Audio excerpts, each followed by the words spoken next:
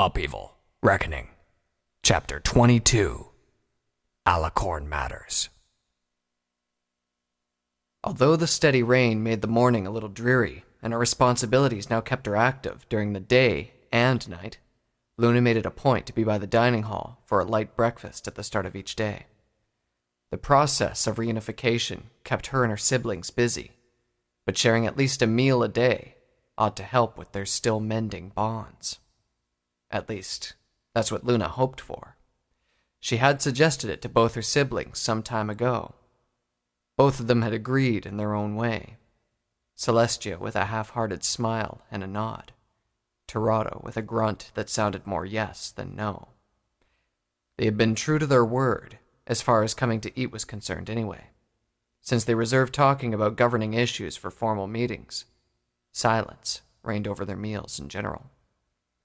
Terrato ate like a machine in what Luna could only view as a poorly disguised attempt to get things over quickly. He was always the first to leave, which was something considering that he ate 3 times as much as his sisters combined. Celestia was a bit more cordial, as was to be expected, but only seemed to truly relax when their brother had left the table. This morning was different, however. Terrato had not arrived at his customary time, leaving the 2 sisters by themselves. Luna took a sip of tea and studied her sister for a while. She had been worried that all the changes in the Heartland would wear on Celestia, but things had been looking better than expected. "How have you been holding up?" she asked. "I'm doing well, thank you," Celestia replied. She smiled wryly after a sip from her own cup. "Losing my powers has not rendered me completely fragile, you know." "I don't mean physically, big sister," Luna said. "The changes around here have been quite fast. Even the palace itself." Celestia nodded. Luna quietly stirred her tea for a while and let her mind wander to the recent changes. In addition to necromancy, their brother specialized in creation conjurations and transmutations, especially that of the things he ruled over. Stone and metal may as well be putty in his hooves. Just a few days after he started staying in the royal palace, he shaped an entire hall, as well as his quarters, from the mountain, and added it seamlessly to the existing structure. When Luna had mentioned that the throne room could use a little renovation to show that all 3 of them ruled now, he reshaped the entire room to include 2 thrones for him and his younger sister. But the physical changes were the easiest to accept. Even Celestia voiced her admiration for the speed that Terrato could create structures, and his attention to detail was impressive. It was the other things that came with him that were harder to deal with. Terrato had legionnaires patrolling side by side with royal guards. That was all that it looked like at first glance, but both sisters also knew that there were less conspicuous watchers stationed in specific places all around the palace. The same could be said for the rest of Canterlot, if not the entire Heartland. To combat Black Rose, Terrato insisted that he needed eyes and ears in every place that Black Rose might strike. Luna knew that it was only a matter of time before Celestia had to contend with their brother when his measures began taking their toll on every pony's privacy. There was also Terrato's presence in the royal palace. When the Equi Ignae guarded the palace, the servants had feared for their lives, and more than a few decided to stay away. After the flaming creatures were gone for good, the servants had hoped that a sense of normalcy was returning to their workplace. Now, however, they were faced with the imposing figure of the princess's brother. Terrato was no slave driver, but neither was he interested in endearing himself to any pony. He strode the halls in a constant, purposeful hurry that sent any servants scurrying, and, when he turned his gaze on them, they visibly quailed. The sight of ponies unwilling to hold their ground only served to irritate Terrato further, which, in turn, terrified them even more. The doors to the dining hall opened as if on cue. Both Celestia and Luna turned towards them, expecting their brother. "Cadence!" Luna exclaimed. Princess Cadence smiled warmly as she made her way towards the 2. The smile didn't last, however, a sign that she had returned for official business. "I'm glad to see you're both all right," she said. Luna stood up and walked towards her niece.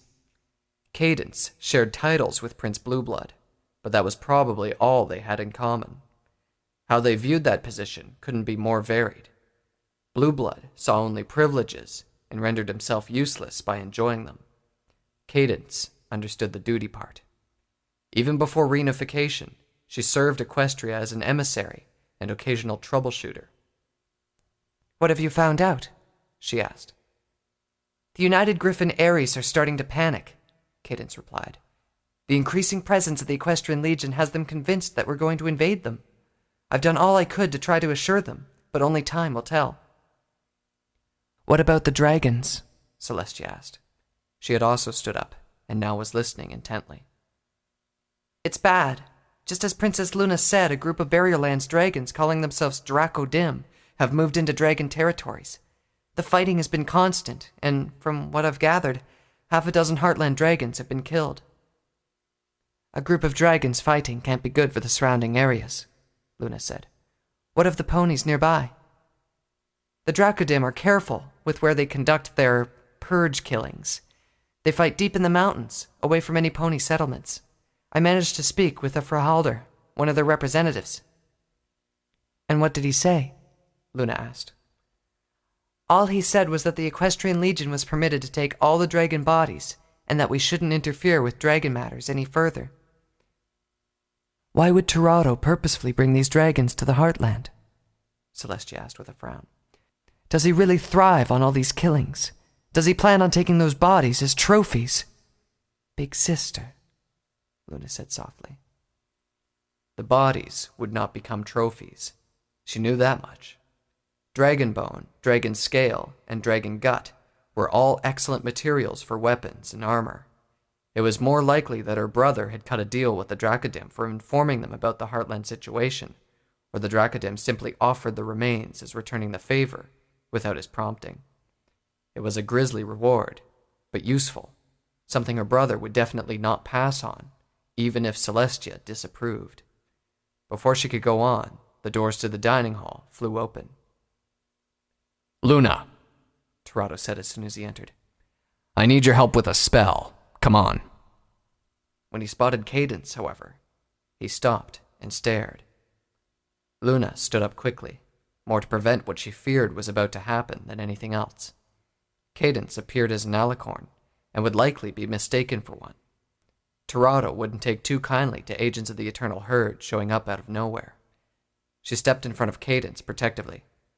"Wait, big brother," she said. "She's not an agent of the Eternal Herd, no matter how much she looks like one." "Oh, relax," Terrato said with a grin. "I can tell. Besides, I've seen mortals like her before." "You have?" Luna asked. "A long time ago in the Western Barrierlands. He had convinced a bunch of ponies that he was another prince and was running a rebellious cult by the time I heard about him." Terrato looked a little distant for a second. "Smeared him under his own giant statue. Good times." He walked towards Cadence. As he drew nearer, the size difference between them became even more obvious. Cadence flinched slightly when he sized her up, but she stood her ground. Terrato's grin widened just a bit more. "But whatever theory I have for why some mortal ponies end up resembling us, we'll have to wait," he said. "Princess Cadence, isn't it? Nice to meet you." Cadence bowed low in response. "And it is an honor to meet you, Prince Terrato," she said. She turned towards Celestia and Luna. "I'll be going for now," she told them. Celestia nodded. "Thank you for your hard work, Cadence. I take it that you haven't seen your husband yet?" Cadence shook her head. "I rushed back to Canterlot when I heard he was hurt." "Off you go, then." Celestia smiled and nodded. Terrato waited patiently for the exchange to finish. He had already been updated on the royal nieces and nephews when he had asked about Blue Blood. He had voiced his interest in the way by which Celestia had expounded on his actions. Luna still remembered how the whole matter came to be. Prior to the barrier's creation, Terrato had sent 3 ponies to serve as the foundation of what would be the Royal Guard. They were his replacements, as he had told them, brothers to Celestia and Luna in his place. Now their very descendants worked as nephews and nieces, children of some vaguely alluded-to sibling of Celestia's until now. When Cadence left, Terrato directed his words towards Luna. I'm going to open a partial gate to the Eternal Herd, and I need your help. What? Luna replied. Her elder sister also looked on worriedly and curiously. Summoning conjurations were part of Celestia's domain. While the two younger siblings knew how to open a gate to the Eternal Herd, it required a greater deal of effort on their part. A joint spell would lessen the load, which was what Terrato was proposing. Why do you need to contact the Eternal Herd now? We need to find out more about Regia Carnifex. Magnus Chartophilix is bound to have a record of him. Would he still be willing to associate with us? Celestia asked. Why not? We're still the King and Queen's children. They're rebellious children. He'll understand, Terrato insisted. He's our best shot at finding out more about this. It's worth the effort, Luna added. She trotted over to Terrato. Let's get started, big brother. The three of them picked the Chamber of the Elements to open the partial gate. It was naturally a private sanctum, and used to containing powerful magic. Terrato and Luna stood by opposite sides of the chamber, while Celestia maintained a good distance from them to observe. As she watched the two weave their magic together, Celestia felt left out. It wasn't just because she was standing by the sidelines while her siblings did the work for this spell. Since the reunification began, she had plenty of time to observe the two. Luna had always been able to get along with Terrato much better than she did. She recalled that moment again. Terrato broken-horned and covered in blood, and Luna happily greeting him. She couldn't point out how she felt about that right now. Guilty for separating them with her barrier. Fearful of Terrato's influence on Luna. Or hopeful of Luna's influence on Terrato. Regardless, it just seemed that she wasn't going to have a say about how that would go. Another minute of intense spellcasting, and the gate materialized. All three of them stared at the circular hole, no more than 5 feet across, that connected this world with a world they had left so long ago. The brilliance of the Eternal Herd shone through the partial gate, illuminating the chamber brighter than any of its own lights.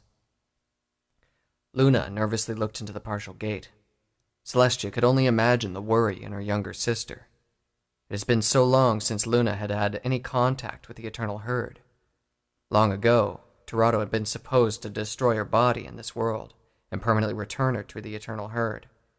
Celestia refused to let that happen, and so the Fifth Rebellion occurred. Did the rest of the Eternal Herd still insist that her father's orders be followed?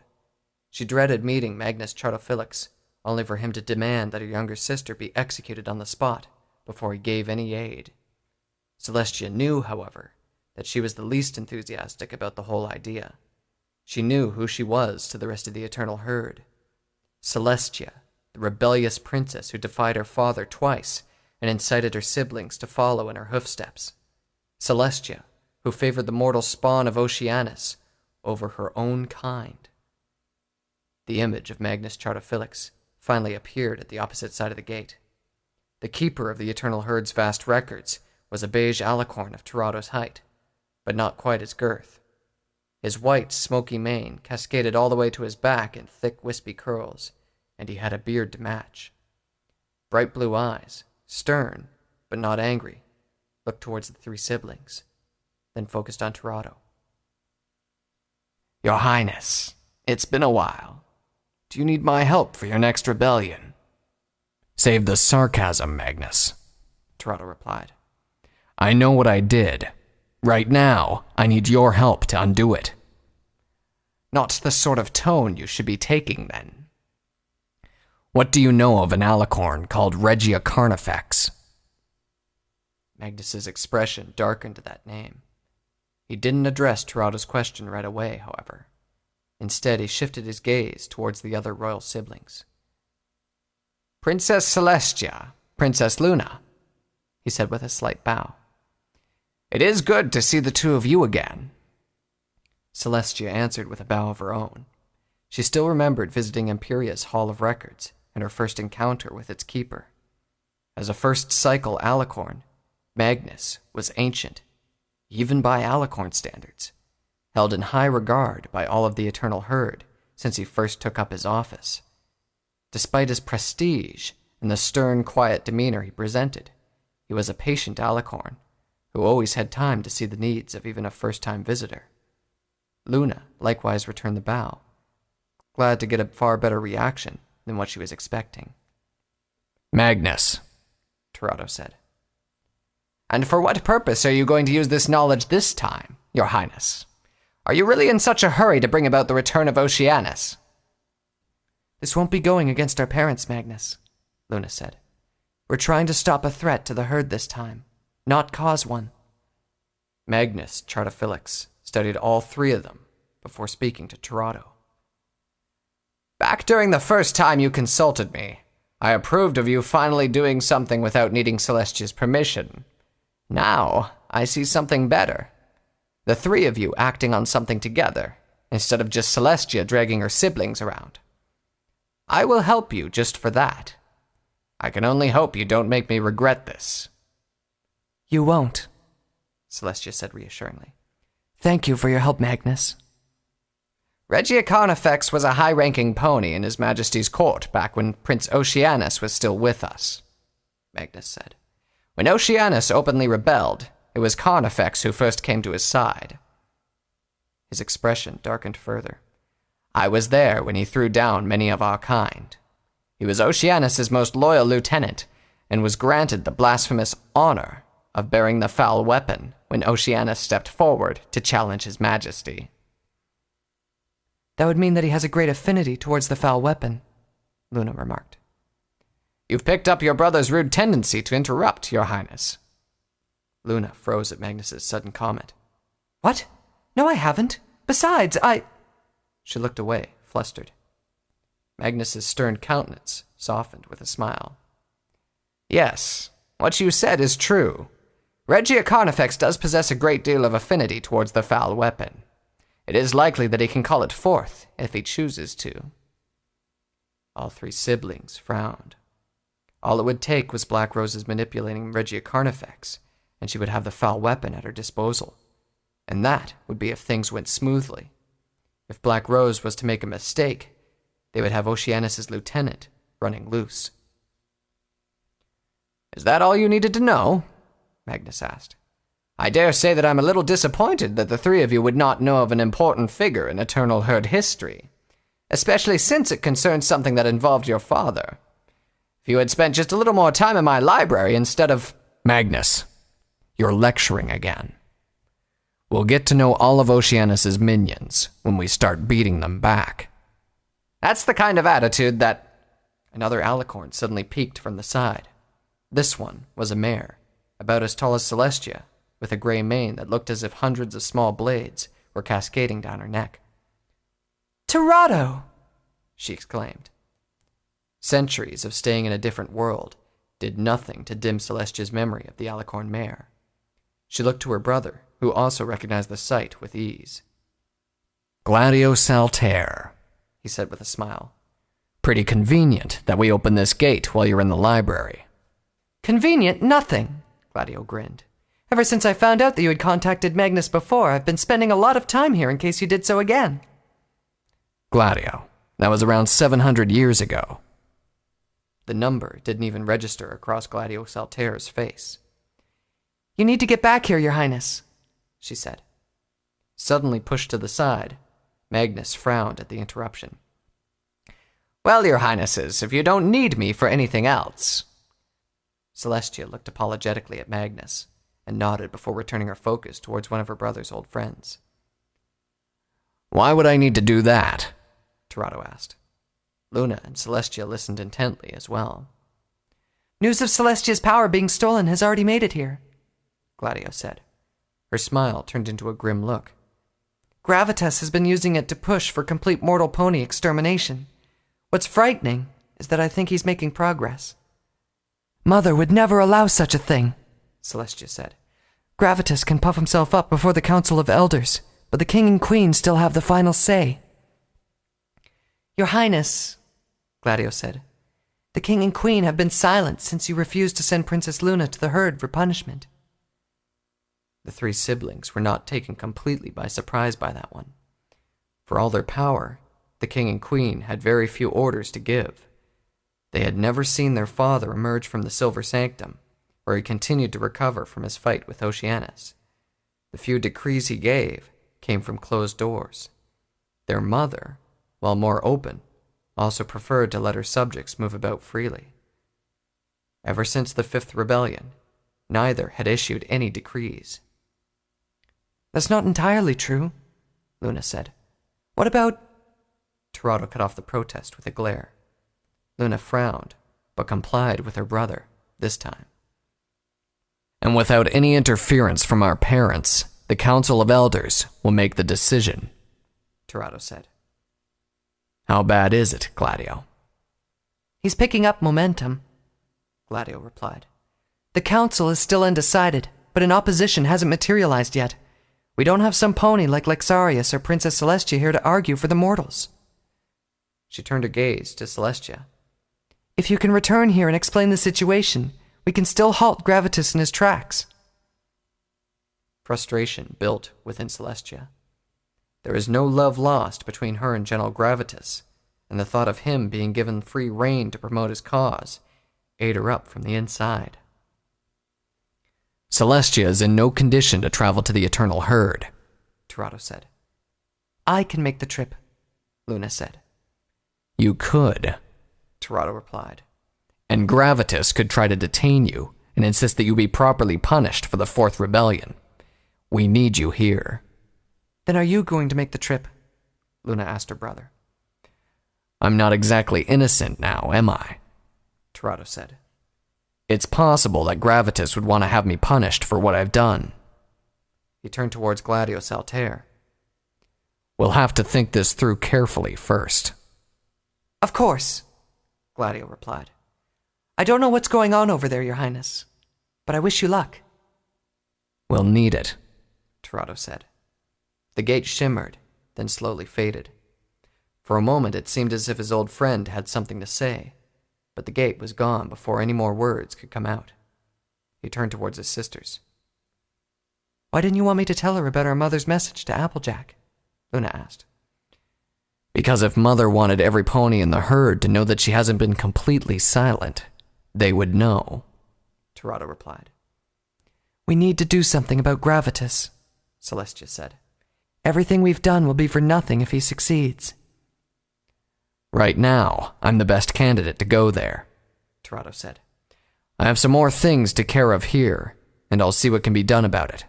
It's also possible that we recover your power before the need becomes more desperate.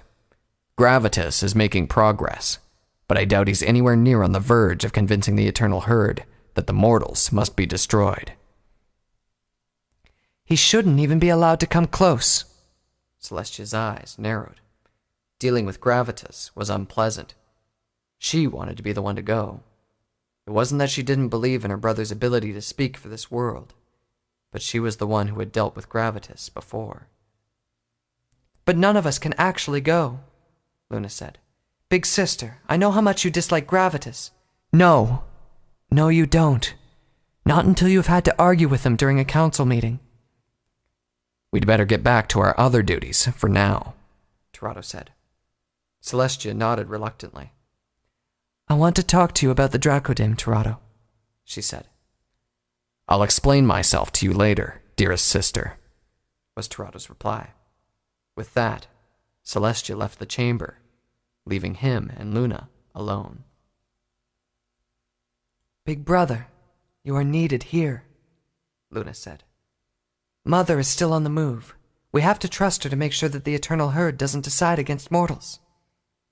I know, Terrato replied. Our best bet is to recover Celestia's power quickly and have her go. She's spoken against Gravitas before. His mind went back to his former student. Black Rose had placed all of pony kind at risk by stealing Celestia's power. Had she known that the Eternal Herd would react like this? He had confided to her about the Eternal Herd before. It was likely that Black Rose did know, and she had taken it into account as well. Luna's eyes narrowed. You're saying that, big brother, but we don't seem to be taking enough steps to find and deal with her. Is that what it looks like to you? I've been speaking with Special Operations members. We already have several suspected agents of hers. There's even been a sighting of the Thorns here in Canterlot, but you've ordered them not to make any arrests. Terrato smiled. Luna was starting to work well with the Legion. I know about Black Rose's agents moving around, he replied. Arresting them right away would mean playing our cards too soon. It will clue Black Rose in on how many of her agents we spotted, and how many are actually undercover. It's likely that she has more than a dozen doomed spies out there, and it's for certain that none of her agents will be able to lead us to her, even if they wanted to. Not even the Thorns. I'd rather keep her guessing as to which agents of hers we have in sight, and which ones aren't, and try to control the information she's gathering.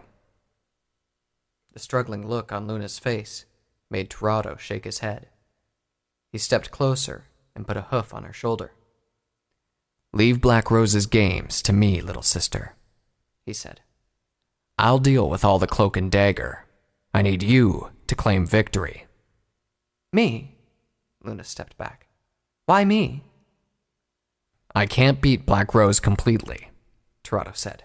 If she wants to, we'll be dancing around each other forever. She's had too much time to observe me and Celestia and familiarize herself with our methods. You, however, have just recently returned. She doesn't know you that well, and that's what we'll use. He paused, gauging his sister's reaction. Have you ever thought about why she didn't steal your power back in Bastion City? She could have, you know. Then why didn't she? Because Black Rose loves having a wild card around, Terrato replied. Luna listened intently. She had likely noticed the nostalgia in his tone. She hates plans that proceed perfectly and thrives on last-minute improvisations. If there isn't one in the works, she'll create one.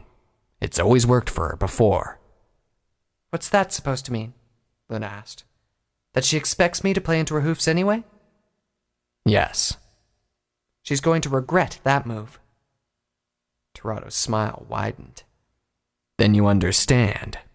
This is one of her very few weaknesses that we can exploit. I'm counting on you. The two of them left the Chamber of the Elements together. Another day's duty still awaited them.